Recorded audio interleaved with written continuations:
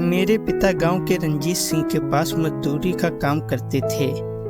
खेतों की रखवाली करना और बाग बगीचों में पानी देना उनका रोज का काम था। घर में मैं, मेरा छोटा भाई और माँ रहते थे। मेरे पिता रोज शाम को जब घर वापस आते तो शराब के नशे में चूर रहते। एक दिन मैं खेतों से लौट रही थी तो गांव के ही विनोद ने आकर मेरा रास्ता रोक लिया। तो मैं बोली, विनोद हट जा मेरे रास्ते से, गाय को चारा देना है।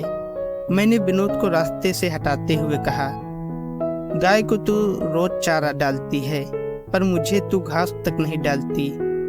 तेरे बापू किसी ऐरे गैरे से शादी कर देंगे, इससे अच्छा है कि तू मुझसे शादी कर ले, रानी बनाकर रखूंगा तुझे।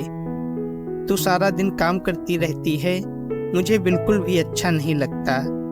गांव में और भी कई लड़कियां हैं, तू उनसे अपनी शादी की बात क्यों नहीं करता? तू इतना भी नहीं समझती, मैं तो तुझसे प्यार करता हूँ, फिर और किसी से अपनी शादी की बात क्यों करूँ? ये प्यार व्यार की बातें छोड़ो और मेरे रास्ते से हट जाओ, वरना घास का गट्ठर तुम्हारे ऊपर फेंक दूंगी।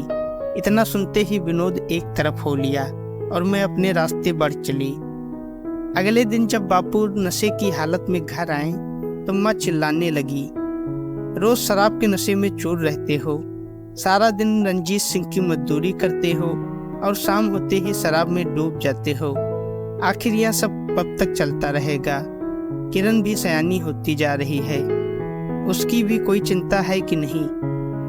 बापू चुपचाप माँ की बातें सुनता रहा, फिर मुंह फेर कर लेट गया।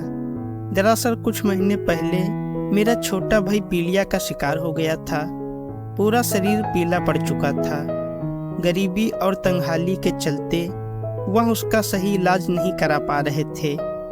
एक दिन मेरे छोटे भाई को दौरा पड़ा तो बापू फौरन उसे अस्पताल ले गए। डॉक्टर ने उनसे कहा कि बच्चे के शरीर में खून व पानी की कमी हो गई है, इसका तुरंत इलाज करना होगा। इसमें 15,000 रुपये तक का खर्चा आ सकता है। किसी तरह उसे अस्पताल में भर्ती कराकर मेरे पिताजी पैसे जुटाने में लग गए। पास पड़ोस से मदद मांगी पर किसी ने उनकी मदद नहीं की। आखिरकार वह रंजीत सिंह के पास पहुंचे और उससे मदद मांगी। हुजूर, मेरा छोटा बेटा बहुत बीमार है, मुझे अभी 15,000 रुपये की ज़रूरत है। मैं मजदूरी करके आपकी पाई पाई चुका दूंगा, बस आप मुझे अभी रुपये दे दीजिए। मैं तुम्हें अभी रुपये दे दिए देता हूँ, लेकिन अगर समय पर रुपये नहीं लौटा सके तो मजदूरी की एक फुट्टी कौड़ी भी नहीं दूंगा। बोलो, मंजूर है? हाँ हुजूर, मुझे सब मंजूर है। अपने बच्चे की जान की खातिर उसने सब कुछ कबूल कर लिया। पिताजी के रोज शराब पीने की वजह से घर में गरीबी और तंगहाली और भी बढ़ती गई। वह शराब के नशे में यह भी भूल जाते थे कि उनके ऊपर कितनी जिम्मेदारियां हैं। दिन पर दिन उन पर कर्ज भी बढ़ता जा रहा था। इस तरह कई महीने बीत गए। जब पिताजी ज्यादा नशे में होते तो मैं ही रंजीत सिंह का काम निपटा देती। एक सुबह पिताजी रंजीत सिंह के पास पहुंचा तो उसने कहा, आज तुम हमारे पास बैठो, हमें तुमसे कुछ जरूरी बात करनी है। हुजूर, आज कुछ खास काम है क्या? पिताजी कहते हुए उसके पास बैठ गए। आज मैं तुमसे घुमा फिराकर बात नहीं करूंगा। तुमने मुझसे जो कर्जा लिया है वह तुम मुझे कब लौटा रहे हो? दिन पर दिन ब्याज भी तो बढ़ता जा रहा है। कुल मिलाकर अब तक 20,000 रुपये से भी ज्यादा हो गए हैं। मेरी माली हालत तो बदतर है। आपकी ही गुलामी करता हूँ हुजूर, आप ही बताइए कि मैं क्या करूँ? रंजीत सिंह कुछ सोचने लगा, फिर बोला, तू जितनी मेरी मजदूरी करता है उससे कहीं ज्यादा शराब पी जाता है, फिर बीच बीच में तुझे राशन पानी देता ही रहता हूँ। इस तरह तो तुम जिंदगी भर मेरा कर्जा उतार नहीं पाओगे। इसलिए मैंने फैसला किया है कि अब अपनी बेटी को भी काम पर भेजना शुरू कर दे। लेकिन हुजूर, मेरी बेटी यहाँ आकर क्या करेगी? पिताजी ने गिड़गिड़ाते हुए कहा, मुझे एक नौकरानी की जरूरत है। सुबह शाम यहाँ झाड़ू पोछा करेगी, घर के कपड़े लत्ते साफ करेगी। उसके महीने के 1,000 रुपये दूंगा, उसमें से 500 रुपये काट कर हर महीने तेरा कर्जा वसूल करूंगा।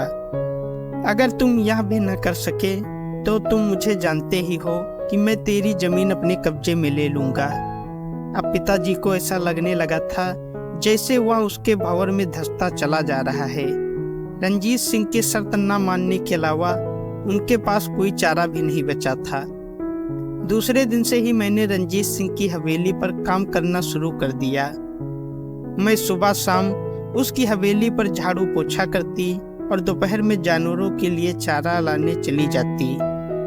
अब रंजीत सिंह की तिरछी निगाहें हमेशा मुझ पर ही होती थी। मेरी मदहोश कर देने वाली जवानी रंजीत सिंह के सोए हुए शैतान को जगा रही थी। मेरे सामने तो उसकी अपनी बीबी उसे फीकी लगने लगी थी। रंजीत सिंह की हवेली पर सारा दिन लोगों का जमावड़ा लगा रहता था, लेकिन शाम को उसकी निगाहें मुझ पर ही टिकी होती थी। मेरे जिस्म में गजब की फुर्ती थी। शाम को जल्दी जल्दी सारे काम निपटा कर अपने घर जाने के लिए तैयार रहती थी, लेकिन रंजीत सिंह देर शाम तक कुछ और छोटे मोटे कामों में मुझे हमेशा उलझाए रखता था। एक दोपहर जब मैं पगडंडी के रास्ते अपने गांव की ओर बढ़ रही थी, तभी मेरे सामने विनोद आ धमका। उसे देखते हुए मैंने अपना मुंह फेर लिया। विनोद मुझसे कहने लगा, मैं जब भी तेरे सामने आता हूँ तू अपना मुंह क्यों फेर लेती है? तो मैं क्या करूँ, तुम्हें सीने से लगा लूँ? मैं तुम जैसे आवारा गर्दों के मुंह नहीं लगना चाहती। मैंने दो टूक जवाब दिया। देख किरण, तू भले ही मुझसे नफरत कर ले, लेकिन मैं तो तुझको प्यार करता ही रहूँगा। आजकल तो मैंने सुना है तूने रंजीत सिंह की हवेली पर काम करना शुरू कर दिया है। शायद तुझे रंजीत सिंह की हैवानियत के बारे में पता नहीं। वह बिल्कुल अजगर की तरह है। वह कब शिकारी को अपने चुंगल में फंसाकर निकल जाए या किसी को पता नहीं। मुझे तो अब यह भी डर सताने लगा है कि कहीं वह तुम्हें नौकरानी से रखैल न बना ले। इसलिए अभी भी कहता हूँ तू मुझसे शादी कर ले। यह सुनकर मेरा मन हुआ कि मैं विनोद को 2-4 थप्पड़ जड़ दूं, पर फिर लगा कि कहीं न कहीं इसकी बातों में सच्चाई भी हो सकती है। मैं पहले भी कई लोगों से रंजीत सिंह की हैवानियत के बारे में सुन चुकी थी। इसके बावजूद मैं रंजीत सिंह की गुलामी के अलावा कर भी क्या सकती थी। एक दिन रंजीत सिंह ने मुझको अपने पास बुलाया और कहा, देखो किरण, तुम कई दिनों से मेरे यहाँ काम कर रही हो, लेकिन महीने के 500 रुपये से मेरा कर्जा इतनी जल्दी उतरने वाला नहीं है। जितना तुम सोच रही हो इसमें तो कई साल लग सकते हैं। मेरे पास एक सुझाव है, तुम अगर चाहो तो कुछ ही दिनों में मेरा सारा कर्जा उतार सकती हो। तेरी उम्र भी पढ़ने लिखने और कुछ करने की है, मेरी गुलामी करने की नहीं। रंजीत सिंह के शब्दों में जैसे एक मीठा जहर था। मैं आपकी बात समझी नहीं। मैंने सवालिया नजरों से उसे देखा। रंजीत सिंह की निगाहें मेरे जिस्म को भेदने लगी। फिर वह कुछ सोचकर बोला, मैं तुमसे घुमा फिराकर बात नहीं करूंगा। तुम्हें आज ही एक सौदा करना होगा। अगर तुम्हें मेरा सौदा मंजूर होगा तो मैं तुम्हारा सारा कर्जा माफ कर दूंगा, और इतना ही नहीं, तेरे शादी तक का खर्चा मैं ही दूंगा। मैं बोली, मुझे क्या सौदा करना होगा? बस तू कुछ दिनों तक अपनी जवानी का रसपान मुझे करा दे। अगर तुमने मेरी इच्छा पूरी की तो मैं भी अपना वादा जरूर निभाऊंगा। रंजीत सिंह के तीखे शब्दों ने जैसे मेरे जिस्म में आग लगा दी थी। आपको मेरे साथ ऐसी गंदी बातें करते हुए शर्म नहीं आई? मैं गुस्से में आते हुए बोली। शर्म की बातें छोड़ और मेरा कहा मान ले।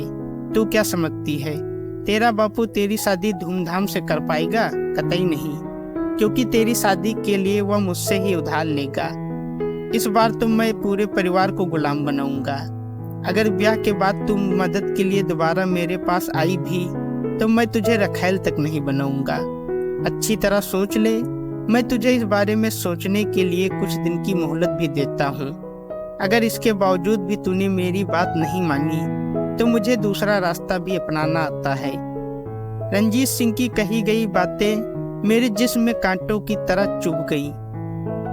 रंजीत सिंह की नीयत का आभास तो मुझे पहले से ही था, लेकिन वह इतना बदमाश भी हो सकता है या मुझे बिल्कुल नहीं पता था। मुझको अब विनोद की बातें याद आने लगी। अब मेरे मन में विनोद के लिए कोई शिकायत नहीं थी। मुझको रंजीत सिंह की बातों पर तनिक भी भरोसा नहीं था। मुझे इस बात की ज्यादा चिंता होने लगी थी कि अगर अपना तन उसे सौंप भी दिया तो क्या वह अपना वादा पूरा करेगा। अगर ऐसा नहीं हुआ तो अपना सब कुछ गवा कर भी बदनामी के अलावा मुझे कुछ नहीं मिलेगा। धीरे धीरे वक्त गुजर रहा था, लेकिन मैंने उसे अब तक कोई संकेत नहीं दिया था। रंजीत सिंह ने मन ही मन कुछ और करने का सोच लिया था। एक दोपहर जब मैं रंजीत सिंह के खेतों में जानवरों के लिए चारा लाने गई तो सबसे पहले मेरी निगाहें विनोद को तलाशने लगी, पर विनोद का कोई अता पता नहीं था। फिर मैं अपने काम में लग गई। तभी किसी ने मेरे मुंह पर पीछे से हाथ रख दिया। मुझको लगा शायद विनोद होगा, लेकिन जब मैं पीछे की ओर मुड़ी तो दंग रह गई। वह कोई और नहीं बल्कि रंजीत सिंह था। उसकी आंखों में वासना की भूख नजर आ रही थी। तभी रंजीत सिंह ने मुझको अपनी मजबूत बाहों में जकड़ते हुए कहा, आज तुझे मुझसे कोई बचाने वाला नहीं है। अब तेरा इंतजार भी करना बेकार है। मैं तो बस आज रात आपके पास आने ही वाली थी। अभी आप मुझे छोड़ दीजिए, वरना मैं शोर मचाऊंगी। मैंने उसके चुंगल से छूटने की नाकाम कोशिश की, पर रंजीत सिंह के हौसले बुलंद थे। उसने मेरी एक न सुनी और घास की झड़ी में मुझे पूरी तरह से दबोच लिया। मैंने उससे छूटने की भरपूर कोशिश की, पर मेरी नाजुक कलाइयां उसके सामने कुछ खास कमाल न कर सकी। अब रंजीत सिंह का भारी भरकम बदन मेरा जिस्म पर लौट रहा था। फिर धीरे धीरे उसने मेरे कपड़े फाड़ने शुरू किए। मैं पूरी तरह से रंजीत सिंह के शिकंजे में थी। इससे पहले वह मुझको अपनी हवस का शिकार बना पाता, तभी किसी ने उसके सिर पर किसी मजबूत डंडे से ताबड़तोड़ वार करना शुरू कर दिया। कुछ ही देर में वह ढेर हो गया। मैंने जब गौर से देखा तो वह कोई और नहीं बल्कि विनोद था। तभी मैं उठ खड़ी हुई और विनोद से लिपट गई। मेरी आंखों में एक जीत नजर आ रही थी। मैंने विनोद का हाथ थाम लिया और अपने गांव की ओर चल दी। दोस्तों, अगर आपको कहानी अच्छी लगी है तो वीडियो को लाइक करें, शेयर करें और हमारे चैनल को सब्सक्राइब करें। धन्यवाद।